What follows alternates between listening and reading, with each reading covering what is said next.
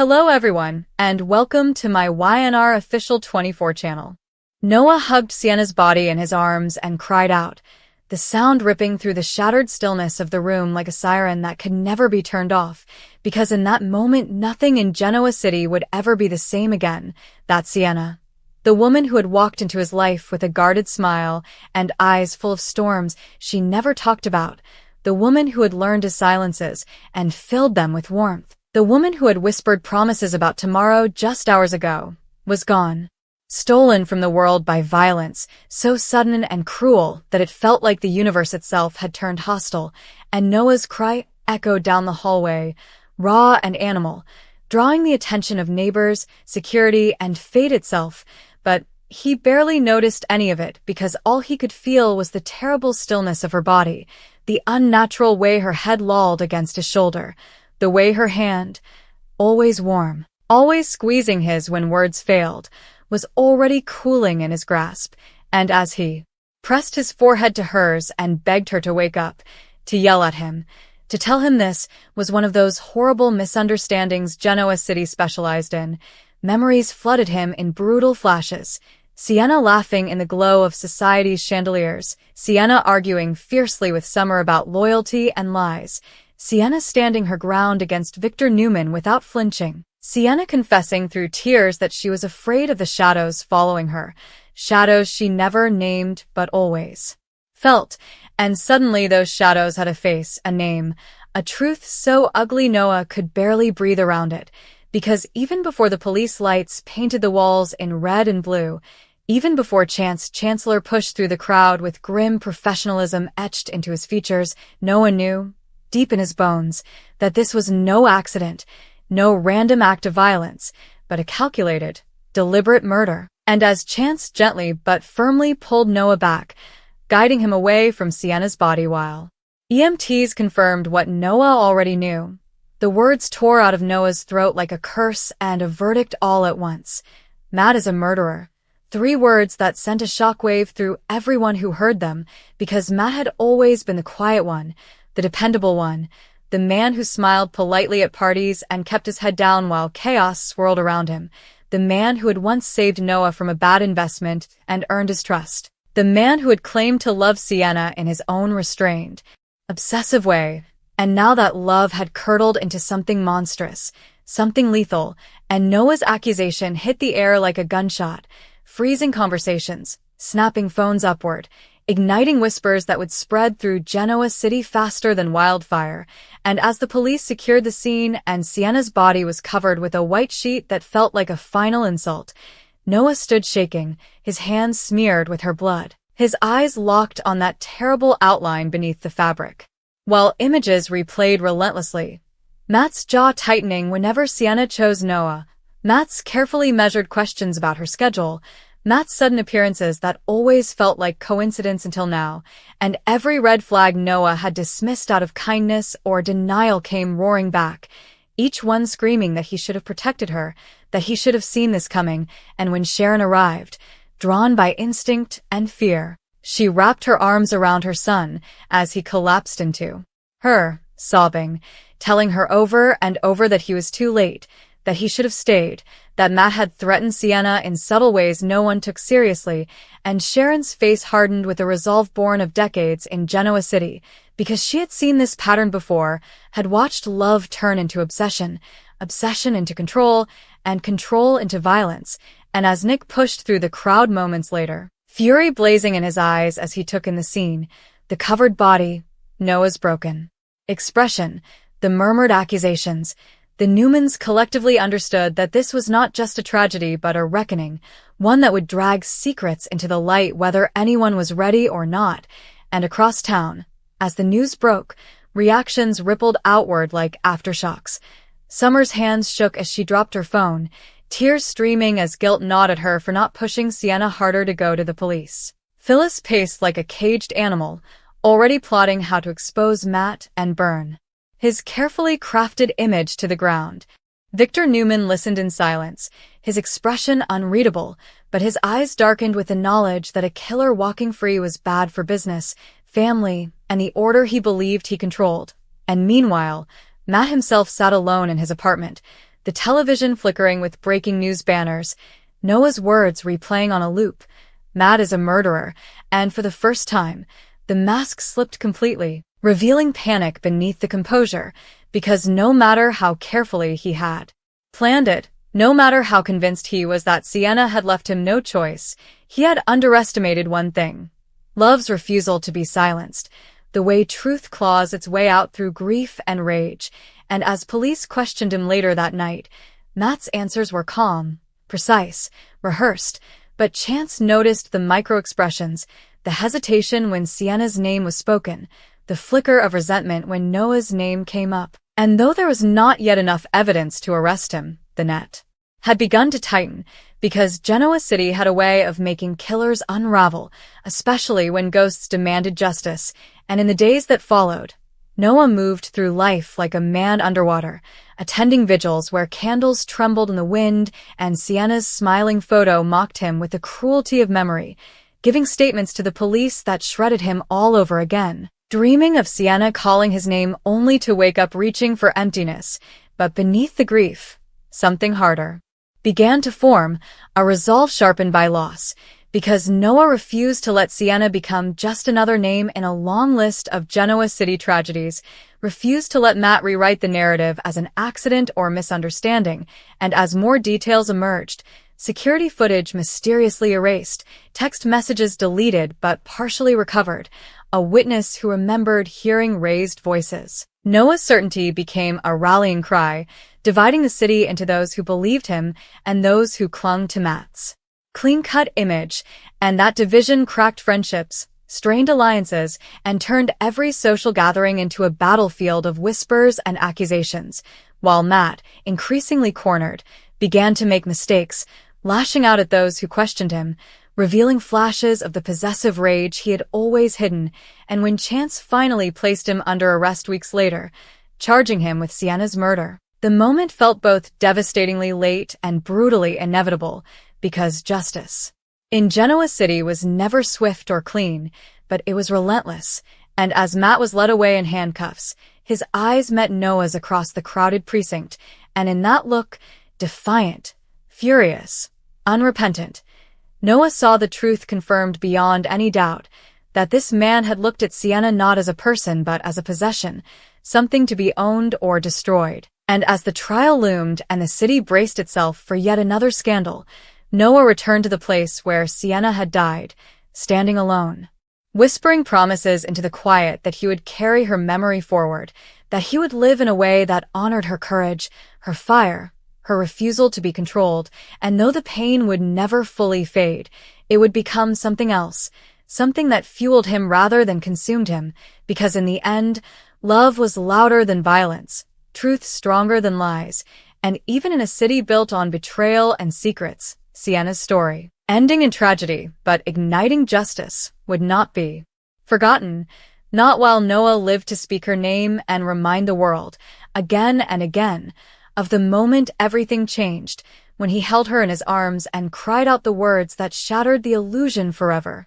Matt is a murderer. Willow's thoughts spun like a storm as she leaned against the cold hospital wall, her fingers digging into the edge of the countertop, her pulse thrumming like a drum in her temples, and she realized that the conversation she had overheard between Drew and Sidwell was more than just a revelation. It was a blueprint of manipulation, a map of control that Sidwell had carefully constructed over months, perhaps even years, and that Drew, for all his strength and resilience, had been navigating blindly, caught in a series of choices that were never truly his own. Every word Sidwell had uttered resonated like a chilling echo in her mind, the subtleties of his tone, the carefully measured pauses, the insinuations cloaked in politeness but dripping with menace, and she understood that Sidwell's influence extended far beyond the walls of Port Charles General Hospital, touching decisions, relationships, and lives that no one else had suspected, lives that were now at risk, lives that Willow could not ignore if she wanted to retain even a shred of moral integrity. And as she moved cautiously down the corridor, the overhead lights flickering intermittently, casting long, distorted shadows across the walls, she felt a mixture of fear, urgency, and determination. each emotion fueling the other, creating a complex cocktail of adrenaline and purpose that left her both terrified and resolute, knowing that action was required, but that reckless action could have catastrophic consequences, and that patience, planning, and careful calculation were essential if she hoped to protect Drew and anyone else ensnared in Sidwell's web of deception. Every step she took seemed to amplify her awareness of the stakes, the delicate balance between exposure and concealment, between truth and secrecy, and the knowledge that the wrong move could trigger retaliation, further entrapment, or even harm to the very people she wanted to protect. And yet, even amid this fear, a spark of courage ignited within her, a fierce, unyielding resolve that told her she could not and would not allow Sidwell's schemes to continue unchallenged. She thought of Drew, his vulnerability beneath the bravado, the moments of hesitation she had now come to understand as silent cries for help, and her heart clenched with empathy, frustration, and a fierce protective instinct, knowing that she had to find a way to intervene, to shield him from further manipulation, and to unravel the threads of deceit that threatened to consume his life. Even as she grappled with the awareness that the challenges ahead were immense, the dangers numerous, and the potential for error high. And yet, even as fear whispered caution in her ear, hope and determination surged through her.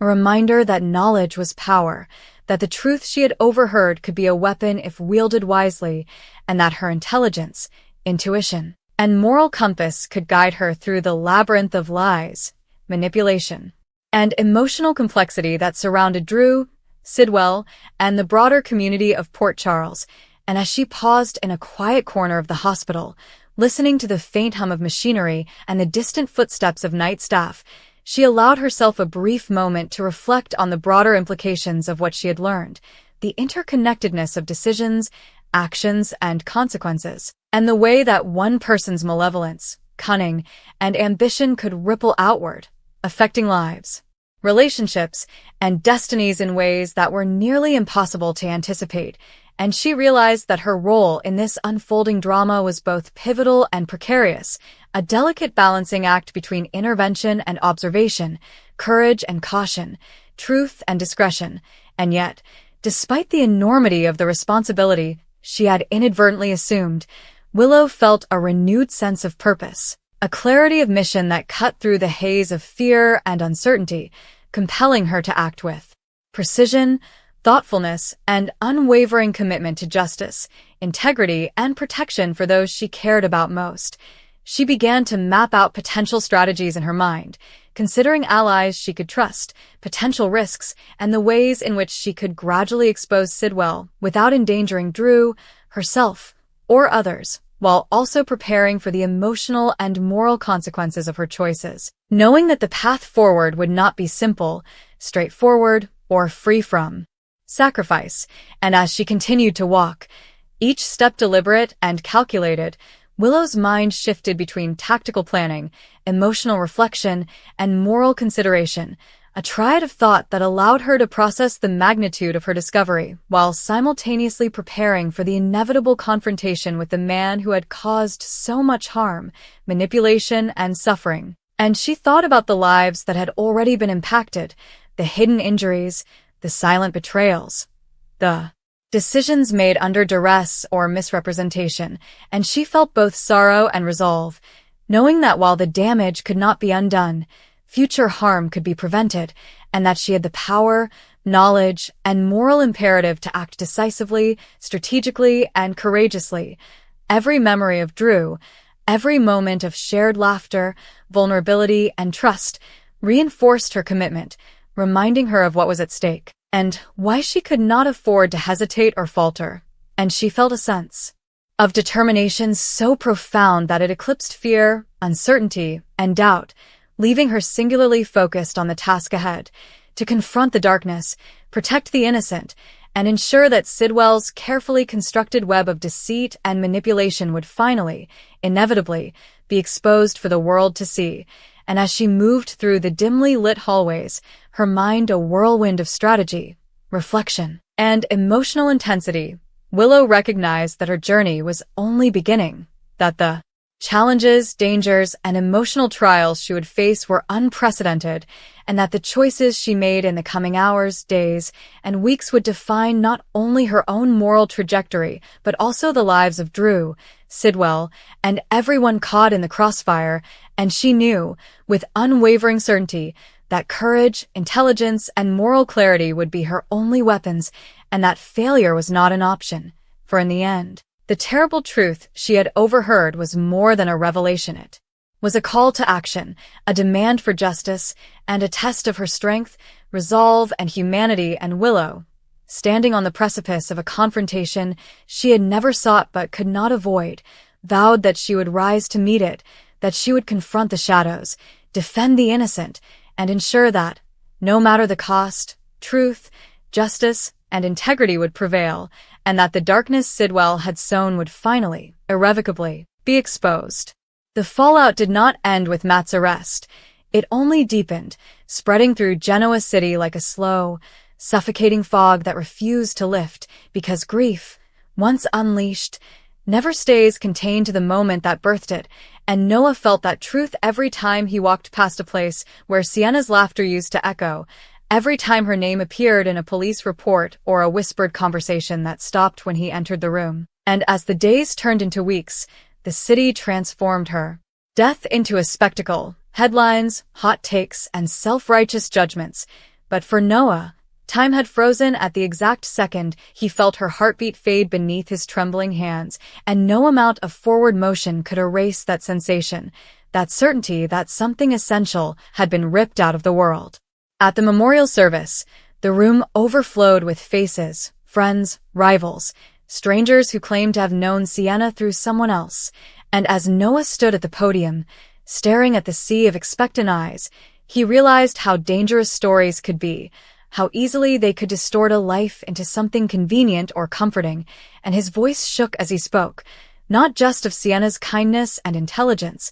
but of her fear, her strength, her refusal to surrender herself to anyone's control. Because he would not allow her to be remembered as a victim alone, not when she had fought so hard to be free, and when he finished, the silence was heavy and reverent, broken only by quiet sobs and the unmistakable understanding that this was not just a goodbye, but a declaration that the truth mattered, even when it hurt. Matt watched the service from a holding room at the courthouse, the muted broadcast flickering across the screen, and something inside him twisted. Not remorse, not regret, but fury, because Sienna was being taken from him again, reshaped into something he could no longer touch or define, and his lawyers warned him to stay calm, to keep his story straight, but control was slipping through his fingers like sand, especially as more evidence surfaced, piece by piece, each fragment tightening the noose. A neighbor who remembered Matt's car idling too long outside Sienna's building, a bruised knuckle photographed hours after her death, a voice message recovered from the cloud where Sienna whispered that she was scared and that if anything happened to her, Matt was responsible, and with every revelation, the city's doubt eroded, replaced by a grim, collective certainty that the monster had been hiding in plain sight all along. For Noah, the trial was a gauntlet of endurance, forcing him to sit mere feet away from the man who had ended Sienna's life, to listen as her final moments were dissected by attorneys and experts, reduced to timelines and probabilities, and there were days he wanted to scream, to leap from his seat and shake Matt until he confessed aloud, but he stayed still, grounded by Sharon's steady presence and Nick's quiet strength, reminding himself that this process, as brutal as it was, existed to secure justice, not vengeance, and when he finally took the stand, his testimony was raw and unfiltered, a mosaic of love, loss, and unwavering conviction that cut through legal maneuvering like a blade, leaving the courtroom breathless in its wake. The verdict, when it came, did not arrive with thunder or relief, but with a strange, hollow stillness, because even as the judge pronounced Matt guilty, even as gasps rippled through the gallery and tears streamed down faces, Noah felt the absence more acutely than ever, the knowledge that no sentence, no matter how severe, could restore what had been stolen, and as Matt was led away for the final time, his protests echoing uselessly against the walls, Noah closed his eyes and imagined. Sienna's voice telling him to keep going, to live fully, fiercely, without fear, and in that imagined encouragement, he found a fragile,